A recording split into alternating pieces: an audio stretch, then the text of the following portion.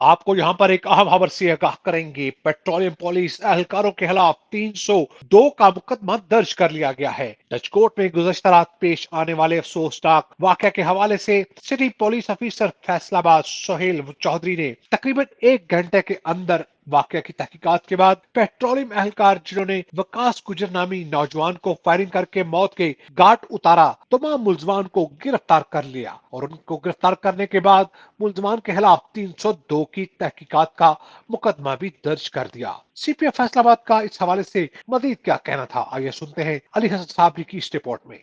बिस्मिल्लाहिर्रहमानिर्रहीम। गुज़श्ता रात फैसलाबाद में पुलिस स्टेशन डिजकोट के इलाके में वकास नामी एक शख्स को पुलिस ने जब पेट्रोलिंग हाईवे पुलिस ने चेज़ करने की कोशिश की तो उनकी गाड़ी के ऊपर अनवांटेड और गैर ज़रूरी तौर पर इन्होंने फायरिंग की, जिसके नतीजे में उनकी डेथ हो गई। ये बड़ा ही अफसोसनाक वाक़या था। किसी भी निहत्थे शख्स के ऊपर और किसी भी ऐसे शख्स के ऊपर जो कि क्रिमिनल ना हो, पुलिस का इस तरह ताक़ुब करके फायरिंग करना बिल्कुल जवाज़ नहीं बनता। मामला जो ही नोटिस में आया फौरी तौर पे मैंने इसकी इंक्वायरी की, फैक्ट फाइंडिंग इंक्वायरी की और तकरीबन आधे से पौने घंटे के अंदर जितने भी पुलिस एहलकार पेट्रोलिंग हाईवे पुलिस के इसमें इन्वॉल्व थे उनको ना सिर्फ हमने अरेस्ट किया बल्कि उनके ऊपर सेक्शन 302 के अंदर FIR भी दी गई। उनको अरेस्ट किया जा चुका है।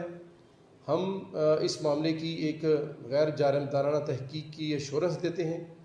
जो इसके मुद्दई हैं, लवाहिकीन हैं, उनसे ना सिर्फ ताज़ियत करते हैं बल्कि हम ये एश्योर भी करते हैं कि SSP इन्वेस्टिगेशन फैसलाबाद की ज़ेर सरपरस्ती एक हाई लेवल कमेटी बनाई जा चुकी है।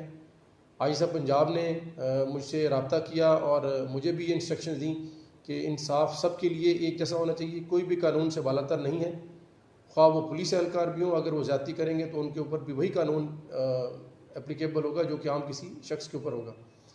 हम ये एश्योरेंस देते हैं कि गैर जानिबदाराना तहकीक होगी और गुनहगारों के खिलाफ सख्त कार्रवाई की जाएगी। बहुत शुक्रिया।